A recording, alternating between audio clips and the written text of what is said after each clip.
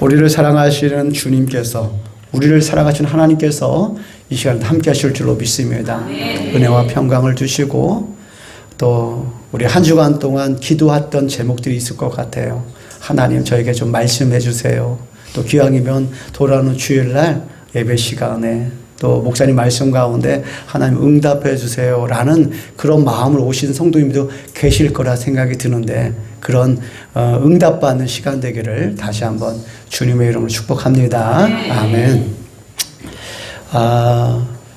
분당 우리 교회 이찬수 목사님이 계십니다. 아마 교회가 워낙 크니까 잘 아실 거예요. 그래서 목사님이 좀 우리 대한민국 안에서 좀 선한 영향력을 많이 끼치시는 목사님 중에 한 분이신데, 이 목사님이 기도하고 통곡하며라는 책을 쓰셨습니다. 그래서 제가 그 책을 읽었는데요. 그 책에 이제 목사님이 그 책에서 내용을 소개하면서 어떤 설문조사한 내용을 이렇게 올렸더라고요. 그래서 제가 그 책에 있는 내용을 제가 좀 인용해 왔습니다.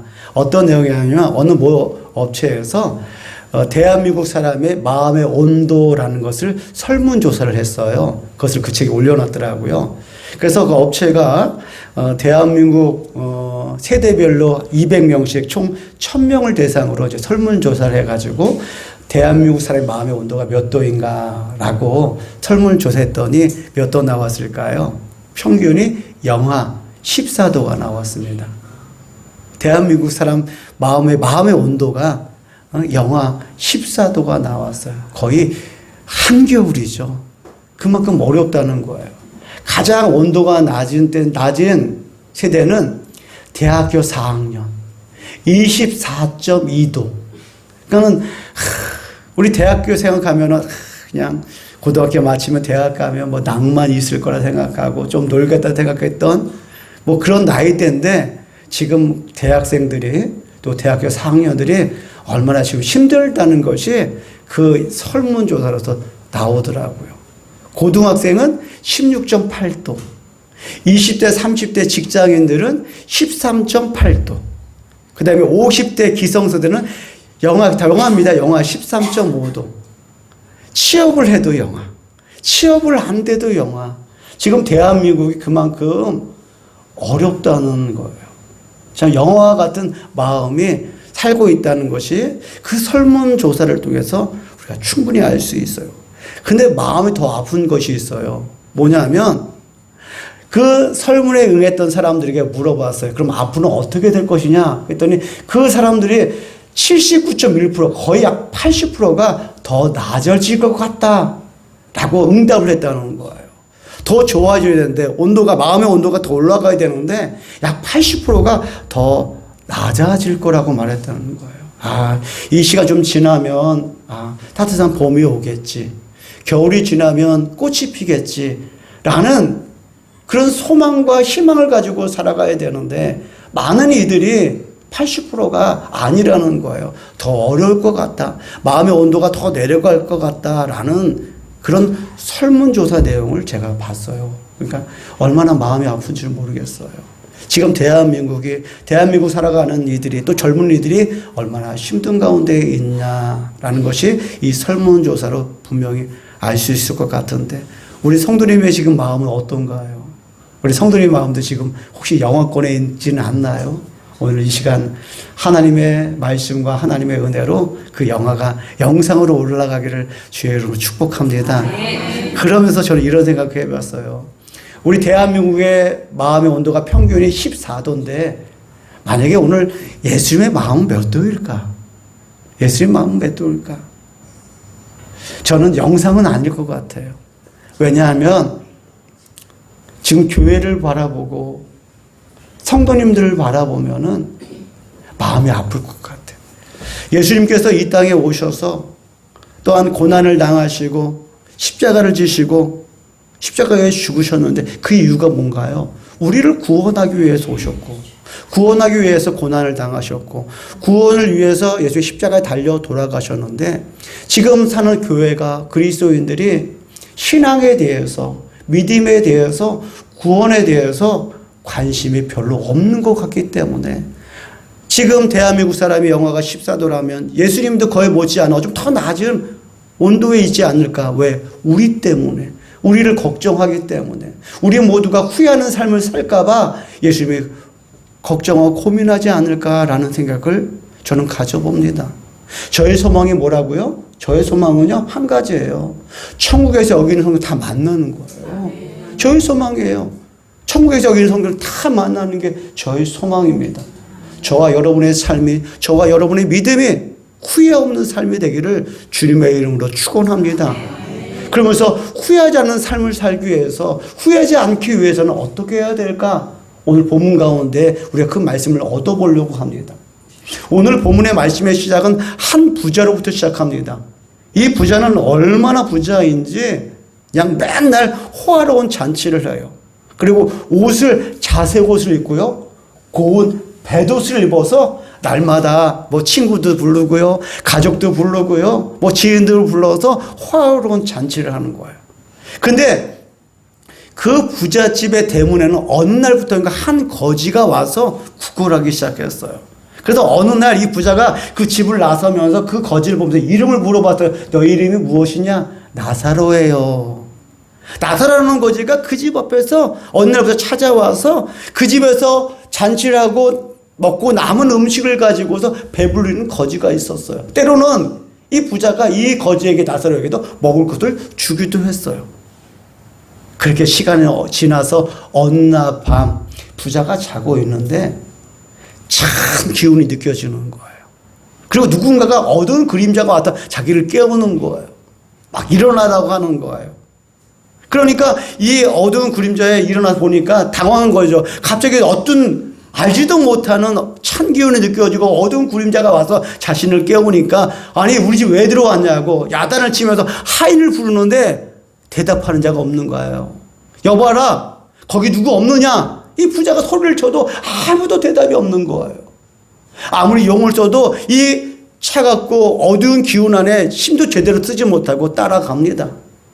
부자는 이 어두운 그림자를 따라가면서 안 돼, 정신을 차려야지.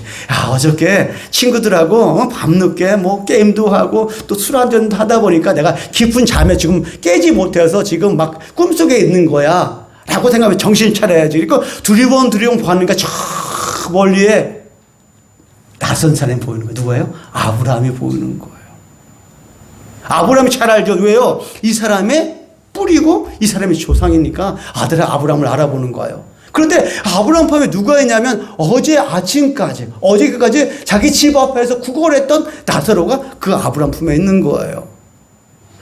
마음이 좀 놓였어요. 아브라함이 보이니까요.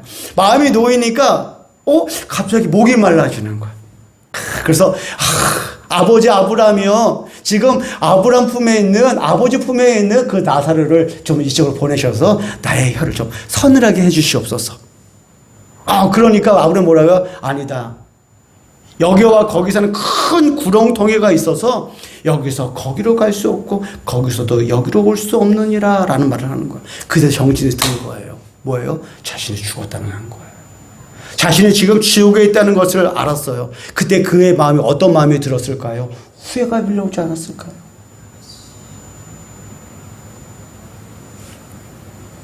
왜 이런 일이 생겼을까요? 왜 후회하는 마음이 생겼을까요? 저는 이 본문 가운데에서 이 부자가 적당한 신앙생활을 했기 때문에 그런 거예요. 분명히 이 아브라함은, 이 부자는 뭐예요? 믿음이 있었을까 없었을까요? 있었어요. 아브라함을 알아봤습니다. 성경을 보면 아브라함을 계속 아버지 불러요. 아버지 아브라함이요. 아버지요, 지금 나사로를 이곳에 보내주시옵소서. 어찌됐든 믿음에 있는 사람이었어요.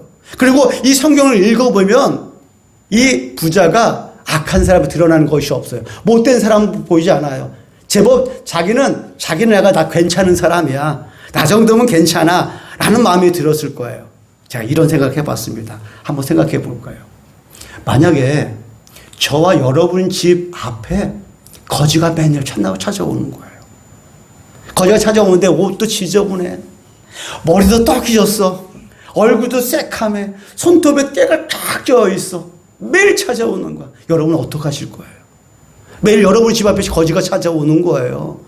한 번은 여러분 그래도 밥을 좀 주겠죠. 아니면 용돈 좀 줄 수 있겠죠. 근데 매일 와. 그럼 여러분 케이스 놔둘 거예요? 호통 안 칠까요? 가라고 하지 않을까요? 만약에 이렇게 생각해 볼게요. 우리나라의 대기업의 회장 집에 거지가 매일 찾아온다면 그거 어떻게 할까요? 그 집에 일하는 사람이 호통을 칠 거예요. 다시는 오지 말라고. 뭐라고 할 거예요. 그런데요, 이 부자는요, 그 거지를 나도 쫓은 적이 없어요. 쫓은 적이 없는 거예요. 그는요, 자색 옷, 그 당시 자색 옷이라는 것은 왕이 입는 옷이에요. 그만큼 권세가 있는 거예요. 부자라는 거예요. 때로는 지나가면서 나사를 보았고 그 이름을 들었고, 또 때로는 그 하인을 통해서 그 나사로에게 음식을 제공했던 사람이에요. 어떻게 보면 대단하지 않아요? 우리보다 낫지 않아요? 그런데 거기까지였다는 거예요. 부자에게서 그 신앙은 거기까지였다는 거예요. 뭐예요? 내 마음대로, 내 뜻대로 신앙생활을 한 거예요. 마태복음 7장을 보게 되면요, 많은 사람들이 예수님 앞에 서게 됩니다. 근데 예수님께서 그들을 향해 칭찬하진 않아요. 내가 너희를 도무지 알지 못하니 내게 떠나가라고 예수님께서 그 죽어서 예수님 앞에 선 자들을 향하여 책망하듯 말하는 거예요. 근데 놀라운 이야기를 해요, 그들이요. 주여 주여, 우리가 주의 이름을 선지한 노릇하고 귀신을 쫓아내고 우리가 많은 권능을 행하였습니다 라는 고백이 나와요.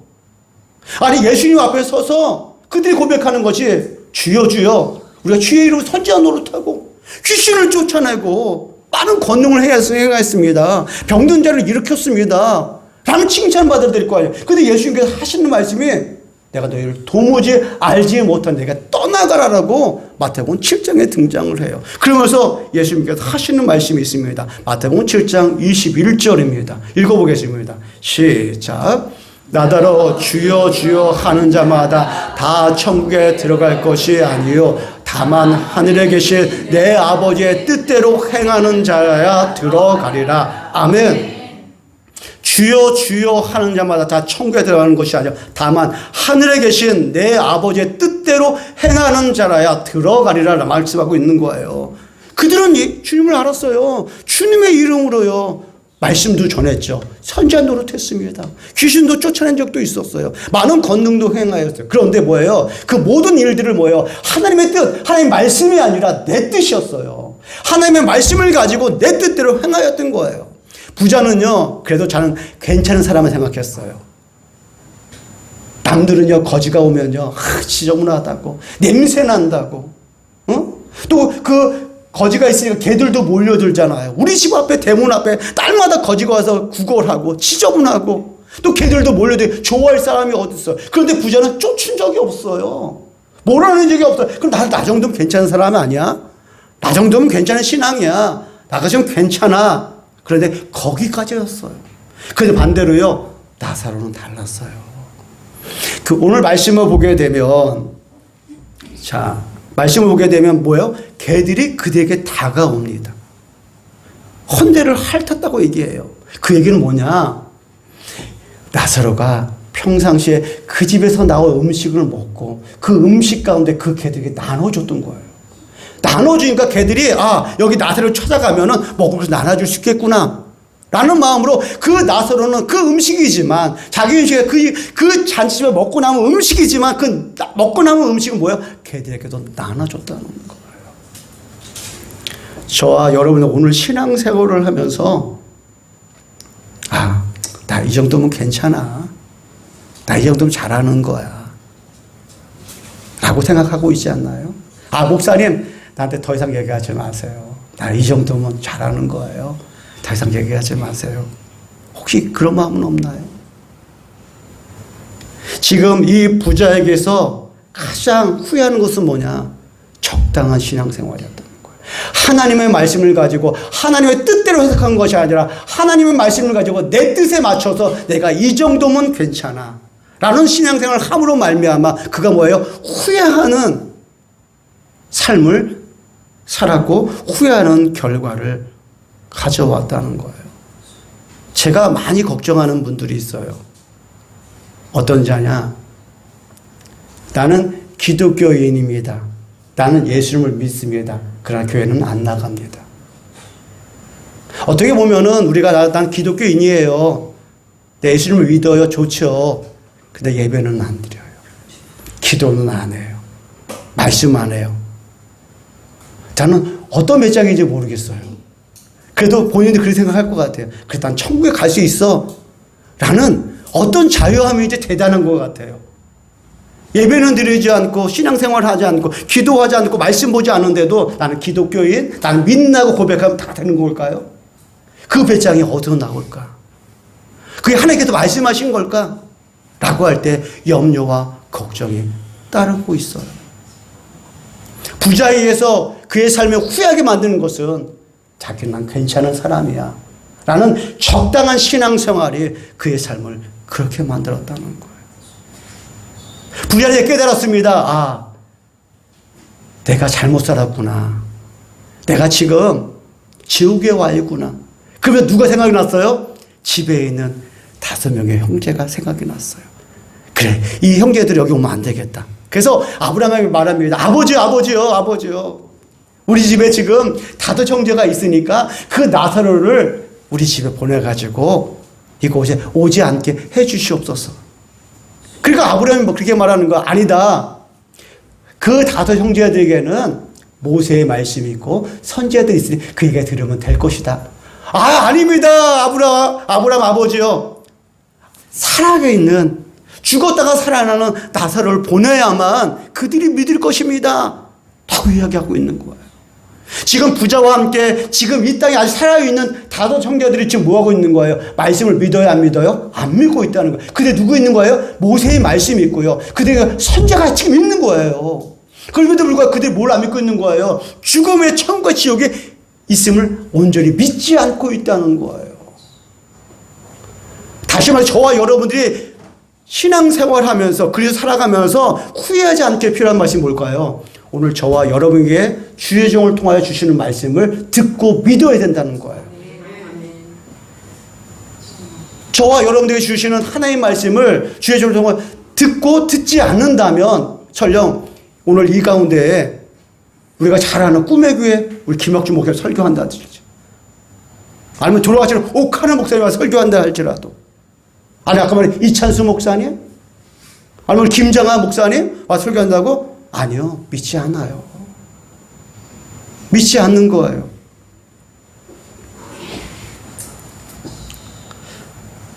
우리들은 제법 믿음이 있다고 얘기해요. 그런데요. 우리는 말씀을 들을 때 나에게 들려오는 말씀, 나에게 달콤한 말씀, 때로는 특별한 말씀을 들으면서 그래 말씀 잘 들었어. 우리 그렇게 생각해요. 아니에요. 오늘 저와 여러분에게 주시는 그 말씀을 들을 때 믿을 때 그 말씀이 우리에게 힘이 되고 능력이 되고 우리에게 소망이 되는 줄로 믿습니다. 자, 오늘 본문 가운데 우리 31절 한번 읽어보겠습니다. 31절.